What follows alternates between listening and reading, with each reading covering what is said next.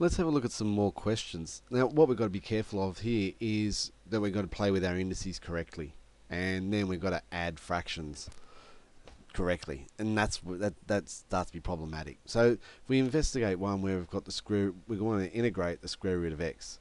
Well, we can't integrate in this form. What we need to do is put it back in our index form, like we did with differentiation. We had to get back to our index forms for everything. So the same thing here. Square root of x becomes x to the power of a half. Now, if we want to integrate, we have to add 1 to the power. Now, a half plus 1 is 1 and a half. But then we divide by the power. And remember, when you divide by a fraction, you're actually multiplying by its reciprocal. So that's why it comes out to that. That's correct there. We're quite happy. You've integrated it correctly there if you've got to that point. That's just cleaning it up and showing off a little bit. But that's okay. It may be a form you'll see in the textbook when you're doing some questions. So just be realizing that's what it is. If yours is still looking like that, but the answer in the book's looking like that, then you've just got to clean it up and simplify it a bit. If we look at 2, square root of x cubed, well, that needs to be written as x to the power of 3 on 2. Remember, x to the power of 3, the square root is to the power of a half. So it becomes x to the power of 3 on 2 all up. Add 1 to the power, gives us 5 on 2. We divide by the 5 on 2. And now we start to add our constant of integration. Again, dividing by 5 on 2 is the same as multiplying by 2/5.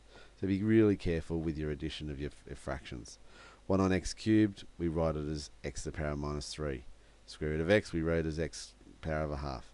So we add 1 to the power, divide by the power. Again, being careful that we're adding 1 and not subtracting. So it's x to the power of minus 2 over minus 2. And x to the power of a half becomes x to the power of 3 on 2, and we divide by the 3 on 2.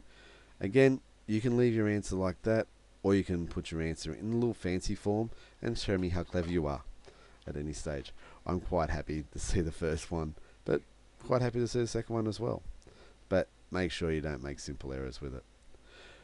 In question 4, 1 on the square root of x becomes x to the power of minus a half. And we've already got the 4x to the power of minus 4. So let's start adding 1 to the power. Now minus a half plus 1 gives us positive a half. We divide by the new power, which is a half. That's going to be coming down to 2 times the square root of x. That gives us the square root of x. Dividing by a half is the same as multiplying by 2. We add 1 to the power for minus 4 gives us minus 3. We're going to divide by minus 3.